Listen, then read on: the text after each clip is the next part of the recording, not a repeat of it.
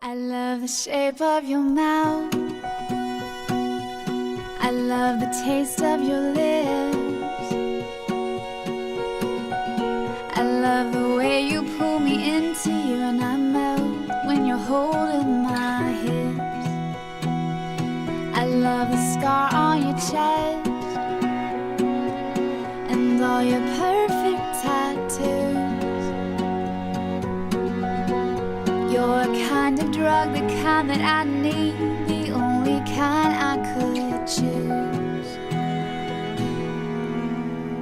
We can't get any better than this. You've stolen me with your perfect kiss, and I know you I've waited for. I love the sound of your laugh when you throw back your head.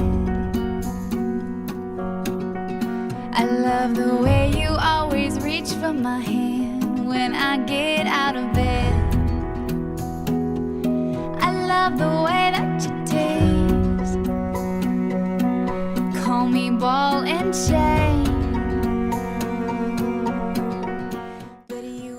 We met at Mulberry here in Avalon on Halloween Day. My friend at the time, he was like, yeah, it's Sunday, they have a free buffet at Mulberry, and we can go grab a beer or whatever. So I'm like, all right, whatever, been looking for an excuse to ride my bike around because I didn't get to ride it that much at the time. He showed up right when I was about to leave, and he had a motorcycle jacket on, and I was like, who's that guy that just walked in the door? And little did I know it was a trick. But I'm like, that bad boy motorcycle guy. So I go in, I just having a good night. It was like Sunday or something, I wasn't expecting very much. So I go, I don't even like football that much, but I went and figured, there's some good food, so I'll go get some free food, whatever. And they had this whole buffet set out on Sundays, and it was free, so you just watch football and eat free food. So I go in, go get my plate. It was like some kind of Italian type food. Get the plate. It was like this. I set it down on this wall thing that my friend and I were standing at because it was a pretty full venue. Then I left it there with my friend and went to go grab a drink at the bar and bring it back and eat my food. And I come back with my beer and my food's just gone. I saw the plate and I was like, I'm gonna move that plate next to me. So I took his plate and I moved it next to me, and he came back like, where's my food? And I'm like, all right, like, what is this? Did they throw it away? Did they think it was done? And then this girl from across the bar says, oh, you can sit here right next to me. Hey, you can come sit over here. I'm like, what? She's like, yeah, brought your food over here, so you can come sit over here. I'm thinking, whoa, this girl is, I don't know, weird or forward, I'm not exactly sure, but she's very pretty, so I figured I'm kind of shy in general, so I went and sat by her and kind of started talking about why she took my food and is this a normal thing you do? And then we got to talking, and it was a lot different than I thought he was going to be. I thought he was going to be this bad boy on a motorcycle, and he was just like, oh, master's degree computer engineer. It's like, what is that? Totally different than my other boyfriends. Talked to her for a while. Had a nice meeting, and I was just gonna figure call it a good night and head home. And as I was getting ready to leave, she walks up to me with this napkin, which I still have to this day, and she says, "This is my number. I think you should use it." It worked. We've been together since that day, inseparable.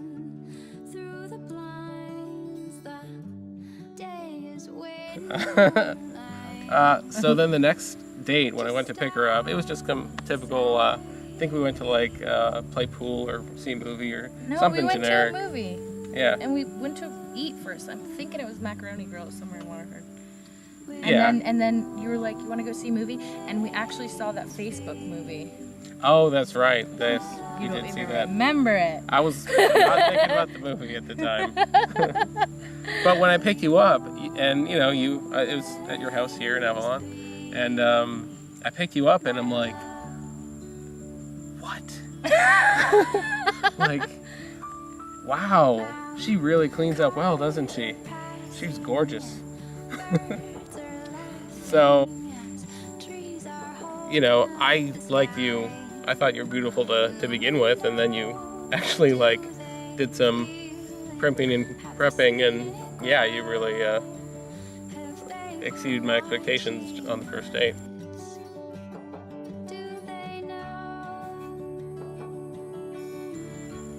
Eventually, I don't know what happened. It was just every day we hung out, and I convinced him to move into the apartments across the street from my parents so that he would be even closer and I could spend even more time with him. I was looking for a new place to live, and I'm like, hey Amanda, can you help me find an apartment? Here's my price range, and I want to get something that's kind of around the area, not too far from work. And she comes back with really just one option, which is the apartments that were all of 100 feet away from where she was living at her parents' house. And conveniently, she could actually, if she looked out her window, she could look up to the third floor of the apartment and see where I'm at. I don't know if she's gonna spy on me or what, but she definitely had the opportunity to keep tabs on me. We had been dating for 3 years, and then I kind of got to the point where I was like, if he doesn't marry me, I swear I'm out. There was a deadline coming up for sure, yeah. Yeah. And so, I basically sent him an email with 3 different rings, and he's like, I want one of these. Which I totally deal with just fine. I'm Yeah, all right, he's I have 3 options. I'll Yeah. go pursue the best option and see what she And wants. I'm like, She wanted a very specific ring and made that happen. yeah.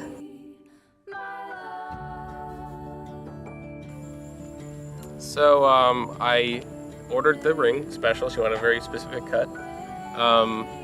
And I got it. I'm like, all right, how am I going to do this thing? I know she doesn't want any sort of public display or anything crazy, but I have to do it in a way that kind of works for us as a couple. So, with Nico, kind of our Pomeranian baby, I guess, I figured it'd be really cute to take Nico's collar and put the ring on her collar, because she has, a good amount of hair, so it's not mega visible. So I put it on her collar, and then I figured, she'd cuddle with Nico or something and kind of find it, and then I'd propose. But it didn't turn out that way at all. She was watching this show Chuck, and it was a Netflix Super marathon into at that it. point. She was very much into it. And I guess, I just caught her in a weird mood. So It was after a really nice dinner, though. I can say that. I was food coming out on my Yeah. 7-foot beanbag. I'm all this is the life. Yeah, we we had just a had so gigantic much beanbag that sushi. you were on. Awesome. yeah, I took her out for a nice dinner, and all right, this is the perfect time. Let's do it. So I went into the room. I thought very conspicuously with Nico for like 5 minutes because she wouldn't hold still to put her collar back on.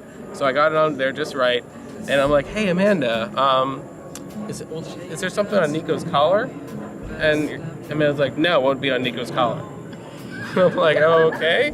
Well, I think her hair's kind of got some knots in it. Maybe you should take off her collar and brush Nico's hair.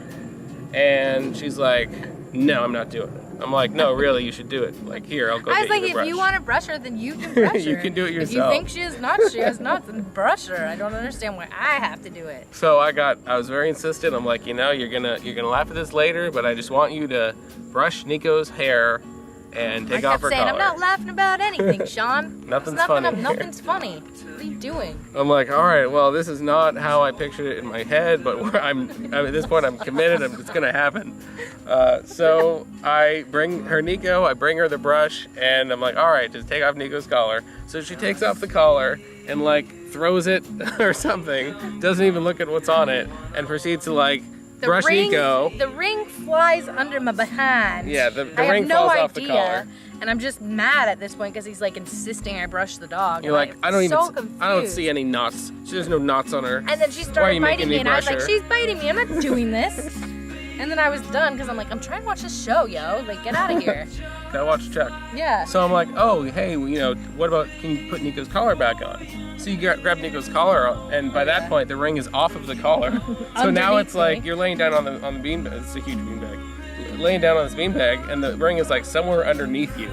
You put the collar back on Nico. She goes about her business, and I'm like, I'm trying to make this romantic. Amanda, you got something?